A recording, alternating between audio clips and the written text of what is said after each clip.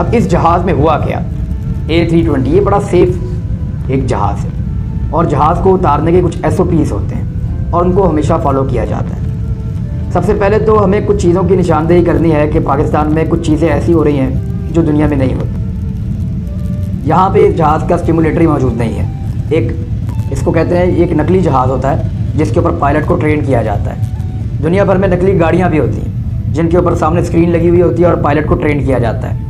आप एयरफोर्स के पायलट्स के पास चले जाएँ, कहीं भी जाएँ, तो जिस किस्म का जहाज़ उन्होंने उड़ाना है उस किस्म का नकली जहाज़ उनके पास वहाँ पे खड़ा हुआ होता है, जिसके चारों जानिब स्क्रीन्स लगी हुई होती हैं और वो उसके अंदर बैठ के बिल्कुल ऐसे फील होता है कि जैसे आप वही जहाज़ उड़ा रहे हैं। तो मुबैना तौर पे पाकिस्तान में इसका स्टिमुलेटर मौजूद नहीं है, तो इसकी ट्रेनिंग पाकिस्तान में नहीं हो सकती। लेकिन फिर भी पाकिस्तान में पायलट्स इस जहाज़ को उड़ा रहे थे, जिनमें से एक शहीद होने वाले, इंतकाल होने वाले कैप्टन जो हैं सज्जाद गुल साहब, वो भी उनमें से एक थे।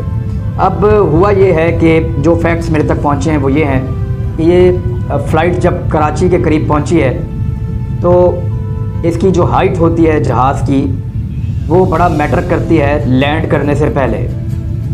ये जहाज़ 5 नॉटिकल माइल, इसको जब समंदर में या हवा में आप नाप रहे होते हैं फासले को तो आप नॉटिकल माइल्स में कहते हैं।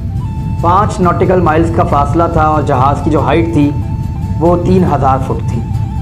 3000 फुट 5 नॉटिकल माइल्स पे बहुत ज़्यादा हाइट थी। यहाँ पे ये हाइट आधी होनी चाहिए थी और ये 1500 फुट होनी चाहिए थी, लेकिन ये 3000 फुट तक थी, जो ज़्यादा थी। बल्कि इससे ज़्यादा कुछ लोगों ने मुझे जो मुबैना तौर पे इत्तलात मिली वो ये कि 3500 फुट तक भी कुछ लोग कह रहे हैं कि इसकी हाइट मौजूद थी 5 नॉटिकल माइल्स पे। हालांकि ये वाली जो हाइट है ये 12 नॉटिकल माइल्स पे होनी चाहिए। 12 नॉटिकल माइल्स पे जब ये हाइट होती है 3000 फुट की या 3500 फुट की, तो वहाँ से पायलट परमिशन मांगता है कि जी मैं अब लैंड करना चाहता हूँ। तो वो रनवे से फिर उसको वापस एयर ट्रैफिक कंट्रोल वाले उसको मैसेज देते हैं कि जी आप लैंड कर सकते हैं। दैन पायलट जो है वो लैंडिंग करता है। अब जब ये पायलट ने बताया कि जी मैं लैंड करना चाहता हूँ तो इनकी हाइट ज़्यादा थी और इनको ये बताया गया।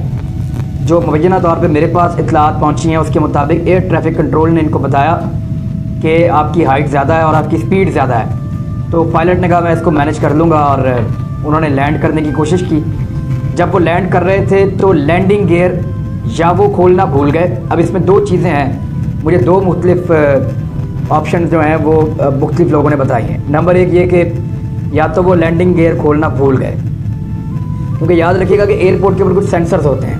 जब जहाज़ अपना सही तरीके से लैंड कर रहा होता है और अपना प्रॉपर, जिनको कहते हैं लैंडिंग गेट्स, ये 3-4 लैंडिंग गेट्स हैं जिनको आपको अडॉप्ट करना पड़ता है। ये SOPs होते हैं जिसके मुताबिक आप लैंड करते हैं। अगर उस तरह लैंड कर रहा होता है तो सेंसर्स ऑटोमेटिकली काम करते हैं और चीज़ें खुदकार तरीके से होती हैं। लेकिन बाद औक़ात ये नहीं होती क्योंकि आप अचानक वो लैंड करने का आप प्लान करते हैं। तो ये इन्होंने अचानक लैंड किया तो उसमें एकदम हाइट कम करनी पड़ी और उसमें 2 ऑप्शन हैं, या तो लैंडिंग गियर खुला नहीं तो या लैंडिंग गियर खोलना भूल गए पायलट। और ये जहाज़ रनवे के साथ लैंडिंग करते वक्त टकराया है। मैं आपको दोबारा बता रहा हूँ कि मेरे पास जो मुबैना तौर पे इत्तलात हैं उनके मुताबिक ये जहाज़ पहले एक मरतबा लैंड किया, ये ज़मीन पे रनवे पे टकराया, इसका एक इंजन टकराया, इसका बेली टकराया, इसका दूसरा इंजन टकराया और उसके बाद ये इसने दोबारा बाउंस किया। जब ये जहाज़ दोबारा बाउंस हुआ तो बजाय इसके कि इसको बेली लैंडिंग करवा दी जाती, एमरजेंसी हालात के अंदर जब जहाज़ की बेली टच कर जाए ज़मीन को तो फिर इसकी पायलट जो है वो बेली लैंडिंग भी करवा देते हैं। इसकी स्पीड को बिल्कुल डेड करके इसको ज़मीन के ऊपर छोड़ते हैं तो ये क्रैश लैंडिंग हो जाती है। और ऐसे कई तैयारे जो हैं वो दुनिया में क्रैश होते होते बचे भी हैं, उनकी तस्वीर आपको इंटरनेट पे मिल सकती हैं। अब ये जहाज़ की बेली लैंडिंग की बजाय जब ये दोबारा बाउंस हुआ तो पायलट ने इसको दोबारा से इसको पावर दी और ये जहाज़ फिर से हवा में आ गया।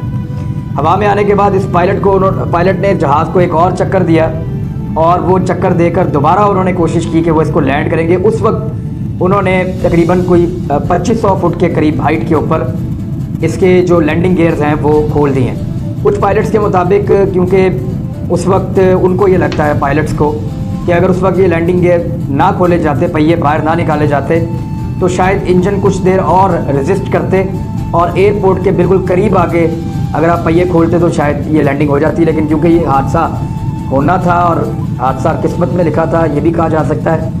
लेकिन ह्यूमन एरर भी होता है, इंसान से भी गलती हो सकती है। तो ये 2500 फुट की बुलंदी के करीब जो है वो उन्होंने, पायलट ने जो है वो लैंडिंग गियर्स खोल दिए और हवा की एक रेजिस्टेंस पैदा हुई। और उसके बाद जो है वो जो दोनों इंजन्स हैं वो पहले ही टकरा चुके थे और उनके अंदर से धुआं निकल रहा था और आग लगी हुई थी। उसकी वजह से इंजन अपना काम छोड़ गए और एयरपोर्ट तक पहुंचने से पहले ये त्यारा जो है वो नीचे ज़मीन की तरफ गिरना शुरू हो गया। पायलट ने फिर बड़ी कोशिश की कि किसी बग़ैर रश वाली जगह पे इसको ज़मीन के ऊपर ले जाएं ताकि जो नुकसान है उसको कम से कम किया जा सके, क्योंकि एयरपोर्ट तक तो अब जहाज़ पहुंच नहीं रहा था। एयरपोर्ट से तकरीबन 1-1.5 मिनट की दूरी के ऊपर ये अब जहाज़ था, जिस सिचुएशन में था ये। तो वहाँ पहुँचने से पहले ये बदकिस्मत त्यारा जो है वो आबादी के ऊपर गिर गया, मॉडल कॉलोनी में, और उसके नतीजे में हलाकतें हुई हैं। अब 2 लोग जो हैं वो मुआवजाना तौर पे इस हादसे में बचे हैं, जिनके बारे में अभी तक बताया जा रहा है। ज़फ़र मसूद साहब हैं, ये पंजाब बैंक के CEO हैं, और मोहम्मद ज़ुबैर एक पैसेंजर थे और वो भी इसमें हादसे में बच गए हैं। अब इन दोनों के जो स्टेटमेंट है वो बड़े इंपॉर्टेंट हैं। दूसरा, इन शवाहिद को एयरपोर्ट पे चेक किया जा सकता है, रनवे पे, कि जहाज़ के टकराने के निशानात वहाँ पे मौजूद हैं या नहीं। ये जहाज़ पहले एक दफ़ा लैंड हुआ है, ये इन्फॉर्मेशन मैं आपको बता रहा हूँ कि ज़मीन पे ये टकराया है, और इसकी एक सबूत के तौर पे एक तस्वीर मैं आपको दिखाता हूँ। इस तस्वीर को अगर आप गौर से देखें तो आपको PIA के किसी भी जहाज़ में ये डिज़ाइन मौजूद नहीं है कि दोनों इंजन के नीचे ब्लैक कलर का कोई पैच हो या ब्लैक कलर का कोई पेंट हो। ये जो दोनों इंजन के नीचे आपको ब्लैक एरिया नज़र आ रहा है, ये टकराने के और रगड़ खाने के निशानात हैं। जो जहाज़ दोबारा हवा में आया तो उसकी जो एक पिक्चर हमारे पास मौजूद है, उस पिक्चर में इसके दोनों नीचे इंजन के जो नीचे वाले हिस्से हैं वो बुरी तरह रगड़ खाए हुए हैं, और उनसे साफ पता चलता है कि ये जहाज़ पहले किसी चीज़ के साथ टकराया और वो रनवे के ऊपर रगड़ खाने के बाद दोबारा से ऊपर फ्लाई किया, और इसने जब उछाल ली है तो उसको पायलट दोबारा हवा में लेकर चले गए। अब इसमें आप कह सकते हैं कि ये इंसानी गलती है कुछ हद तक, लेकिन इसमें बहुत सारे फैक्टर्स जब मिलते हैं तब ये हादसा होता है। इसमें आप सिर्फ पायलट को कसूरवार नहीं कह सकते, आपको देखना होगा कि सिविल एविएशन जो है उसकी कहाँ पे गलती है और ट्रेनिंग में कहाँ पे कमी रह जाती है। क्या यहाँ पे वो सारी चीज़ें मौजूद हैं, वो टेक्निकल स्टाफ मौजूद है और वो सारी टेक्निकलिटीज़ जो होती हैं वो फुलफ़िल की गई हैं इस जहाज़ के हवाले से और इसके अमले के हवाले से? तो इसका जवाब है नहीं, क्योंकि अगर ये ऐसा किया जाता तो आज तक पाकिस्तान में जितने भी हवाई हादसात हुए हैं, चाहे उनमें जानी नुकसान हुआ चाहे उनमें जानी नुकसान नहीं हुआ, कई मरतबा तैयारे जो हैं वो बाल हादसात से बचे हैं। पेरिस में हमारा एक जहाज़ लैंड किया, उसके सारे टायर बर्स्ट हो गए, ऐसा तो कभी नहीं होता। तो पाकिस्तान के तैयारे के साथ ये भी हुआ है। दुनिया की कई एयरपोर्ट जो हैं वो हमें डिस्करेज करते हैं कि आप यहाँ लैंड ना करें। तो इस किस्म की सूरत हाल पाकिस्तान के साथ है। तो ये सिविल एविएशन के बहुत बड़े फ्लॉज हैं। अभी तक कोई भी रिपोर्ट आज तक पब्लिक नहीं की गई, किसी एक शख्स को भी आज तक सज़ा नहीं दी गई।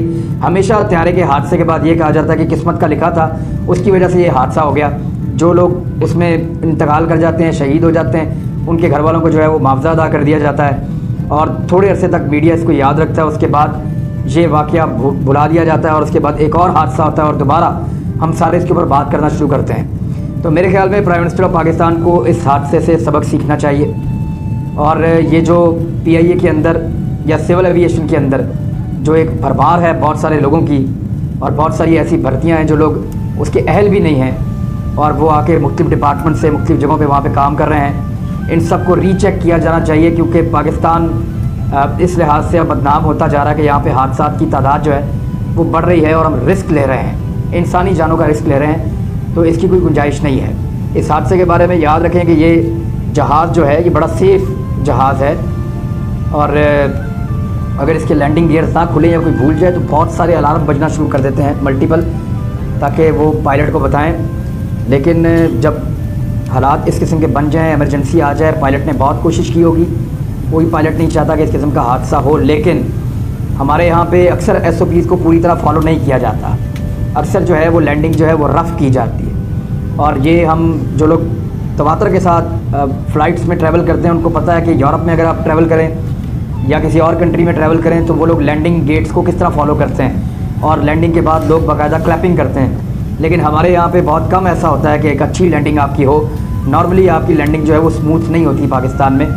वेदर के इफ़ेक्ट्स भी हो सकते हैं इसमें, लेकिन फिर भी हमारे यहाँ पे SOPs को उतनी तवज्जो शायद नहीं दी जा रही है, उनके ऊपर ज़ोर नहीं दिया जा रहा। रिस्की लैंडिंग्स होती हैं, टेक ऑफ भी रिस्की होते हैं। तो इसमें अब हुकूमत के लिए एक वार्निंग है कि वो इस सारे मामले को एक मरतबा फिर चेक करे और देखे कि यहाँ पे गलती क्या थी और आइंदा उस गलती को ना दोहराया जाए, क्योंकि ये खाली पायलट की या कुछ अमले के लोगों की जान का मामला नहीं है, बल्कि ये जितने लोग उसमें सवार होते हैं उनके और उनके ख़ानदानों की सारी ज़िंदगी का मामला।